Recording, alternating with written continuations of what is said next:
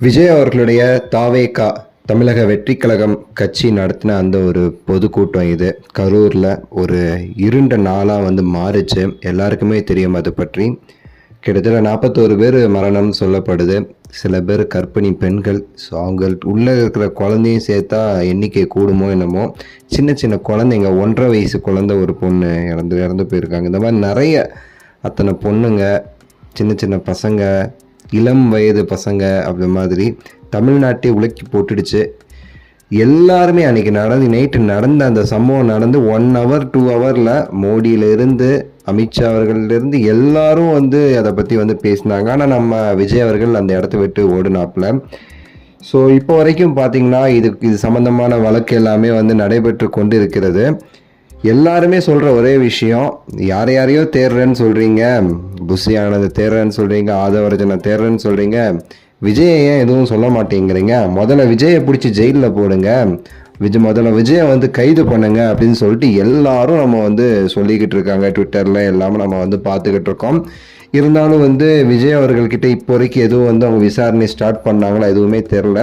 விஜய் அவர்களும் ரீசெண்டாக ஒரு மாதிரி பேசி கோமாளி மாதிரி ஒரு வீடியோ ரிலீஸ் பண்ணி இன்னும் வாங்கி கட்டிக்கிட்டாருங்கிறதும் தெரிந்த ஒரு விஷயமே. சூப்பர் ஸ்டார் ரஜினிகாந்த் அவர்கள் பார்த்தீங்கன்னா அன்று இரவே அந்த சம்பவம் நடத்தை நைட்டே இதை பற்றி ஒரு ட்வீட் ஒன்று போட்டு அப்பாவி மக்கள் இறந்துட்டாங்கன்னு சொல்லிட்டு அவருடைய வருத்தத்தை அந்த சமயத்தில் தெரிவிச்சிருந்தாரு. ஆனாலும் இப்போ வரைக்குமே சரி, சம்மந்தப்பட்ட சில நிர்வாகிகளிட அப்பப்போ கூப்பிட்டு எல்லாம் செட்டில் ஆயிடுச்சா, ஸோ மக்கள் இப்போ எப்படி இருக்காங்க, நிறைய பேர் இறந்து போயிருக்காங்க, அவங்களோட வீடெலாம் எந்த மாதிரி இருக்குது அப்பெல்லாம் சொல்லிட்டு அப்பப்போ கேள்விப்பட்டுட்டு இருக்கிறாராமா. ரஜினிகாந்த் அவர்கள் இன்னுமே அந்த ஒரு துயரத்தில் இருந்து மீளலைங்கிறது நமக்கு தெரிந்த ஒரு விஷயம்தான். ஆனாலுமே இப்போ அவர் இமயமலை அதெல்லாம் போய்கிட்டு இருக்கனால வந்த உடனே ஒரு பேட்டி சென்னை விமான நிலையத்தில் எதிர்பார்க்கலாம்னு சொல்கிறாங்க. அவர் நேரடியாகவுமே சரி கரூர் போகிறதுக்கான முயற்சியும் எடுத்திருக்கிறாராமா. அது இனிமேல் தான் உறுதி செய்யப்படும்.